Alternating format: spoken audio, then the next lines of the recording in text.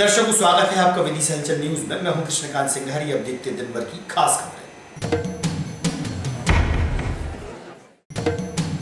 शासकीय उत्कृष्ट विद्यालय की कक्षाओं में लगे प्रोजेक्टर, सभी विषयों का अध्ययन कराया जाएगा।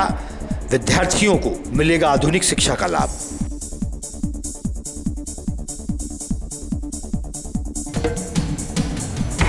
जिला मुख्यालय के जिला अस्पताल की व्यवस्थाओं का अवलोकन करने पहुंचे कलेक्टर व एसपी। बीती रात जाने अस्पताल के हाल।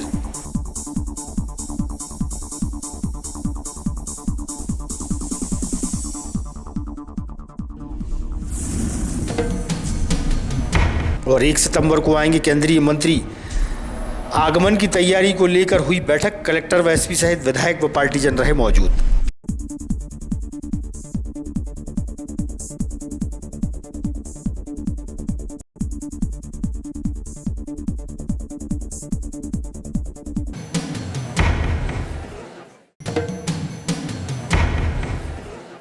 अब खबर विस्तार से। रेलवे बोर्ड की सहायक संस्थान IRCTC, जो रेलवे द्वारा टूरिज्म, खान पान, टिकट बुकिंग सहित अन्य व्यवस्थाओं में मदद करता है, वह एक तीर्थ योजना के अनुसार ट्रेन का संचालन करने जा रहा है, जो 4 अक्टूबर से मुंबई के छत्रपति शिवाजी टर्मिनल से प्रारंभ होगी।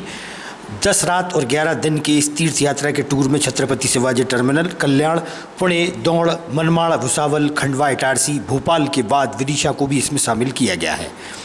इसके बाद यह ट्रेन बीना, झांसी, ग्वालियर, आगरा, कैंट, निजामुद्दीन से होते हुए हरिद्वार तक जाएगी। इसके बाद ऋषिकेश, रुद्रप्रयाग, केदारनाथ, जोशीमठ, बद्रीनाथ, कार्तिक स्वामी धाम में दार्शनिक स्थलों का भ्रमण कराया जाएगा। यात्रियों को इसके लिए 56,000 प्रति व्यक्ति का खर्च उठाना होगा, जिसमें ट्रेन का टिकट, ट्रेन में खान पान, ट्रेन से उतरकर बस का किराया, होटल का किराया, यहाँ तक कि केदार धाम से हेलीकॉप्टर का किराया भी इसमें शामिल है। आज विदिशा प्रेस क्लब संघ कार्यालय में आयोजित प्रेस कॉन्फ्रेंस के दौरान IRCTC के क्षेत्रीय कार्यालय के संयुक्त महाप्रबंधक राजेंद्र बोरवन, उनके साथी पंकज तिवारी ने इस यात्रा और पर्यटन ट्रेन के बारे में जानकारी दी। उन्होंने बताया कि इस ट्रेन के माध्यम से 300 यात्रियों को बुकिंग कर ले जाया जाएगा। उन्होंने यह भी कहा कि पूरी ट्रेन में 300 यात्रियों की सुरक्षा देखभाल के लिए 80 से लेकर 150 व्यक्तियों का स्टाफ भी मौजूद होगा। तीनों समय नाश्ता खाना ट्रेन में ही उपलब्ध होगा। अन्य सुविधाएं भी दी जा रही हैं। डॉक्टर आदि की व्यवस्था भी ट्रेन में रहेगी। सबसे अहम बात यह है कि इस प्रकार की यात्रा के लिए जो खर्च बताया गया है, उसे सामान्य तौर के मुकाबले काफ़ी सस्ता होने का दावा किया गया है। साथ ही साथ इसके लिए 1 साल की EMI पर भी पैकेज लिया जाए। ट्रेन का नाम है मानस खंड एक्सप्रेस। मैं इसका थोड़ा सा आपको ब्रीफ देना चाहूँगा कि IRCTC और उत्तराखंड टूरिज्म में हम लोग के बीच में MOU हुआ है, जिसमें उत्तराखंड टूरिज्म ने बोला कि हम टूरिज्म को, मतलब लोगों को उत्तराखंड में बुलाना चाहते हैं विभिन्न भाग से भारत के, तो क्या किया जाए। तो हम लोगों ने एक प्रस्ताव दिया था कि जो भी ट्रेन है, इसमें ट्रेन हमारे पास में है, ट्रेन IRCTC की अपनी ट्रेन है, भारत गौरव ट्रेन, ऐसी 11 ट्रेन हम लोगों ने परचेज करके अपनी ट्रेन बनाई हुई है, जो अल्ट्रा मॉडर्न मॉडिफाइड ट्रेन है। मतलब इसकी सीट अलग है, नॉर्मल ट्रेन से अलग है। इसमें पेंट्री कार लगी हुई, खान पान यान, जिसमें 800 आदमी का खाना, 3 टाइम का एकदम गर्मा गर्म खाना हम दे सकते हैं। एकादशी के अवसर पर वैशाली बिहार से श्री खाटू श्याम के दर्शनों के लिए बड़ी संख्या में भक्त और श्रद्धालु पहुंचे। खाटू श्याम के दर्शन कर धर्म का लाभ लिया गया। एकादशी के दिन ग्रामीण भी निशान यात्रा लेकर श्री खाटू श्याम के मंदिर पहुंचे थे।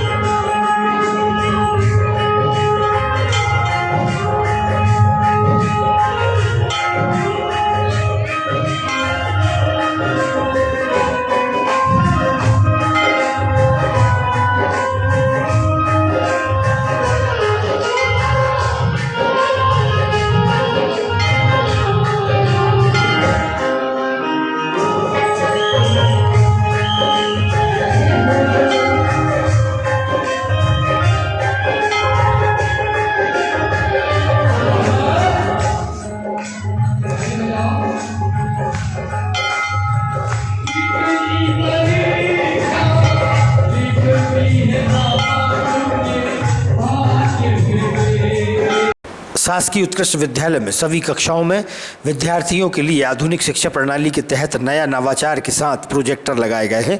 सभी विषयों की पढ़ाई अब शिक्षकों द्वारा प्रोजेक्टर के माध्यम से कराई जाएगी। सभी विषयों की पढ़ाई करने में बच्चों को आसानी रहेगी। Augmented reality and virtual reality, इसमें जब हम इसको हिसाब से हम देखते हैं, हमें चित्र कैसे दिखाई देते हैं, 2 डायमेंशन दिखाई देते हैं। जब इसको वर्चुअल रियलिटी और ऑगमेंटेड रियलिटी में देखते हैं तो इनके 3 डायमेंशन दिखाई देते हैं। इनको हम घुमा भी सकते हैं, ऐसे घूम जाएगा तो आपको पता लगेगा कि वेंट्रिकल सोलर सिस्टम देखेंगे इसके बारे में तो आपको ऐसा लगेगा सोलर सिस्टम के बीच में खड़े हैं, ग्रह हमारे चारों तरफ घूम रहे हैं। और ये पहला अपना विद्यालय है जिसमें इस वर्चुअल रियलिटी और ऑगमेंटेड रियलिटी का प्रयोग किया जा रहा है और सारे बच्चों को सारी क्लासेस को एक एक करके इसमें आने का मौका मिलेगा और सबको मेरे पास 50 के पूरे बच्चों के लिए कितना है, एक पूरी क्लास के लिए कितना है, यानी कि ये को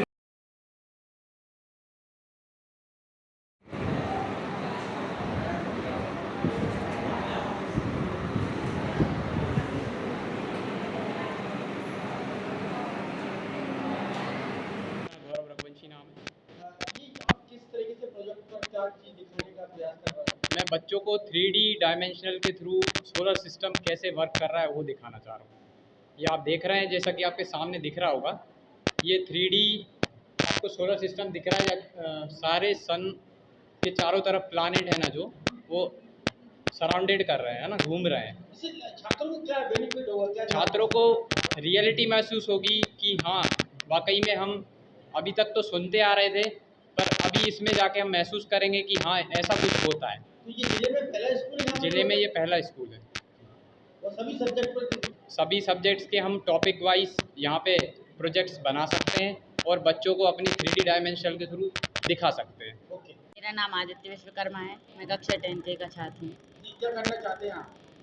सर मैं बड़े होकर साइंटिस्ट बनना चाहता हूँ। जी सर। साइंस के बारे में इसमें सिखाते हैं? जी सर, साइंस क्या सीखा आपने इसमें? सर इसमें हमने मतलब हर तरह की जो भी हम चीज़ इसमें देखना चाहते हैं, हार्ट के बारे में, सोलर सिस्टम के बारे में और बाकी कई भी चीज़ें जो हम जानना चाहें, अणु परमाणु, मतलब जो भी हमें सीखना हो तो हम इसमें 3D में देख सकते हैं और इसमें सीख सकते हैं। हमें बिल्कुल इसमें रियलिटी महसूस होती है कि हम उसी चीज़ के अंदर जा चुके हैं, उसी चीज़ को हम गहराई से सीख सकते हैं। चंद्रयान के बारे में? सर इसमें हम चंद्रयान के बारे में भी सीख सकते हैं कि वो कैसे वर्क करता है, वहाँ पे कैसे वो पहुँचा है। मतलब हमें ऐसा लगेगा कि हम उसके चंद्रयान यहाँ पर उतर रहा है और हम वहाँ पर खड़े होकर उसको देख रहे हैं। अब्दुल कलाम के बारे में जानते हैं? जी सर, अब्दुल कलाम। क्या है? सर अब्दुल कलाम एक वैज्ञानिक थे जिन्हें हम मिसाइल मैन के नाम से जानते हैं। मेरा नाम लक्ष्मी रोधी है, मैं कक्षा 10th की छात्रा हूँ।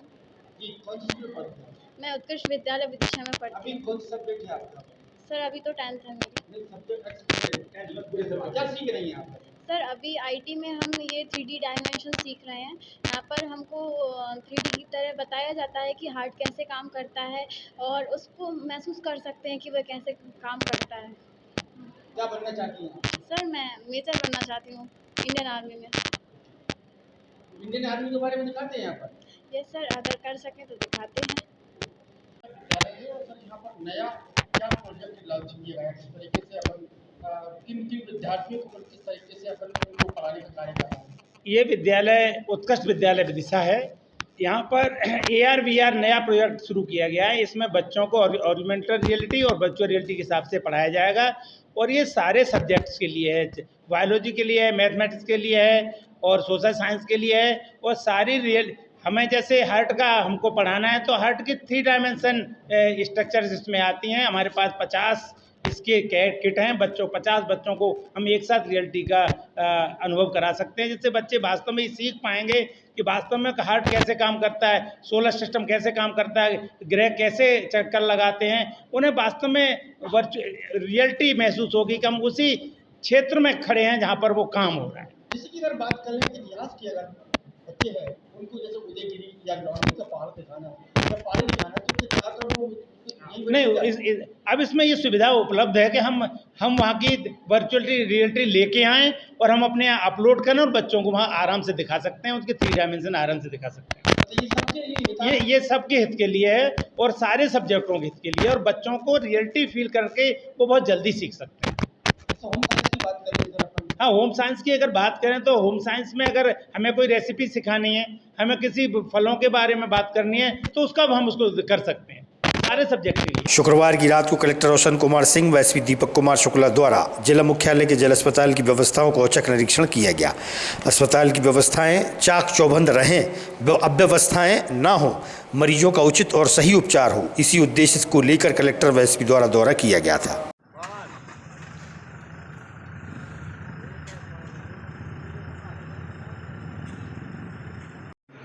इसको आपको प्रोमिनेंट जगह पे डिस्प्ले, जैसे आपका या तो ओपीडी काउंटर है या तो पुलिस चौकी के सामने या मुख्य प्रवेश द्वार है, वो मर्जन को इस साइड का लग जाए।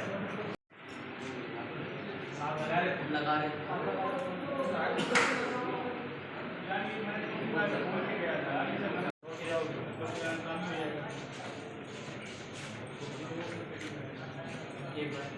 अच्छा, क्या क्या आता है ट्रेनिंग में? कुछ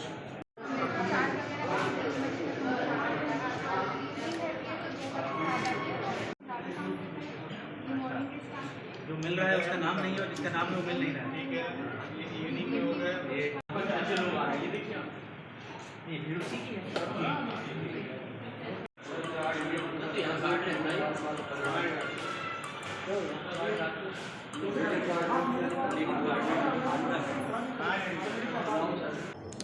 आज मेरे और एसपी साहब द्वारा जिला अस्पताल का, जैसा आपने देखा, औचक निरीक्षण किया गया है।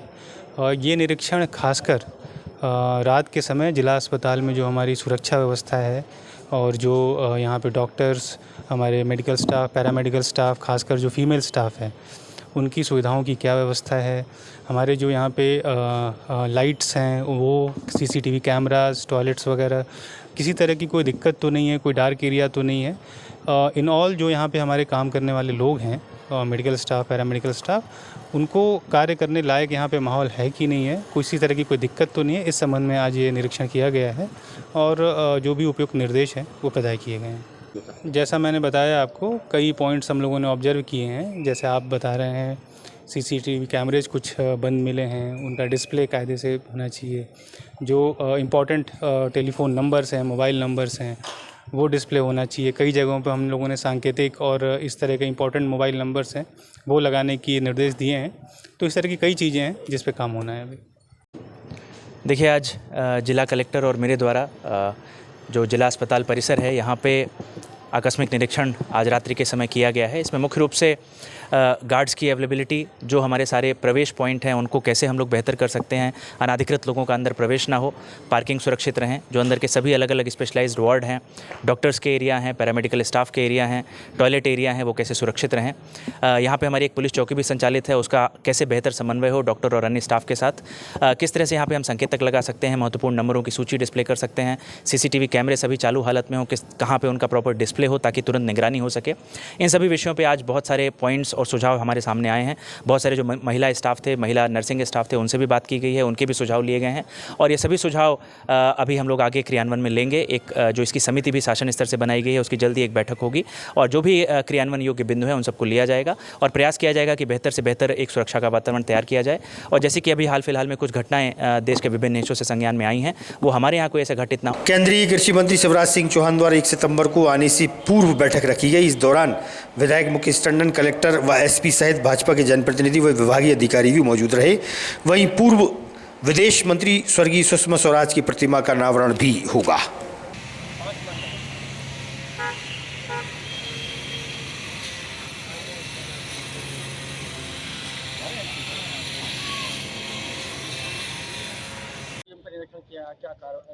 देश के यशस्वी कृषि मंत्री जी का मंत्री बनने के बाद पहली बार आगमन हो रहा है।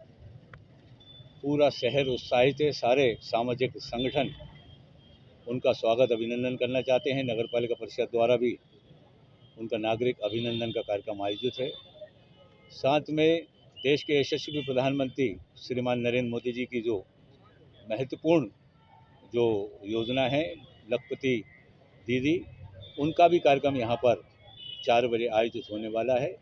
प्रशासनिक दृष्टि से पूरा जिला प्रशासन ने यहाँ पर व्यवस्थाएं देखी हैं। निश्चित रूप से विदिशा शहर से जो जुड़ाव माननीय आदरणीय भाई साहब का रहा है, देश के कृषि मंत्री, ग्रामीण एवं विकास मंत्री का, जन जन के वे चाहते हैं और पूरा शहर उत्सुकता के साथ उनके स्वागत के लिए आते हैं।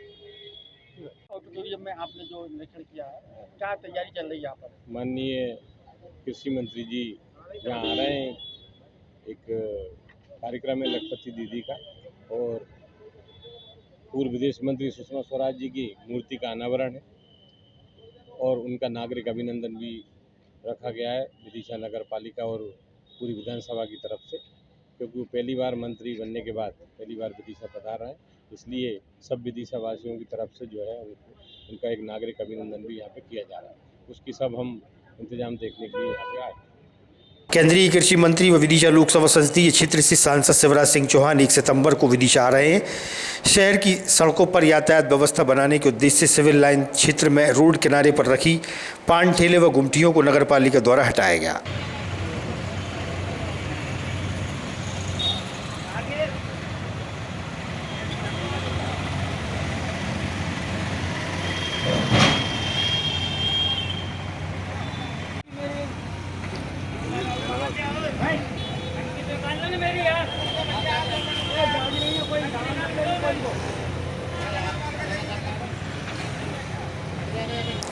विदिशा नगर पालिका में नई पीआईसी का गठन हुआ है। पार्षदों के लिए नई जिम्मेदारियां सौंपी गई हैं। इस संबंध में नगर पालिका सीएमओ से हुई चर्चा। अध्यक्ष महोदय के आदेशानुसार श्रीमती अरुणा माझी को आवास एवं पर्यावरण लोक निर्माण विभाग दिया गया है और श्रीमती संगीता धर्मेंद्र सक्सेना को राजस्व तथा बाजार समिति दी गई है।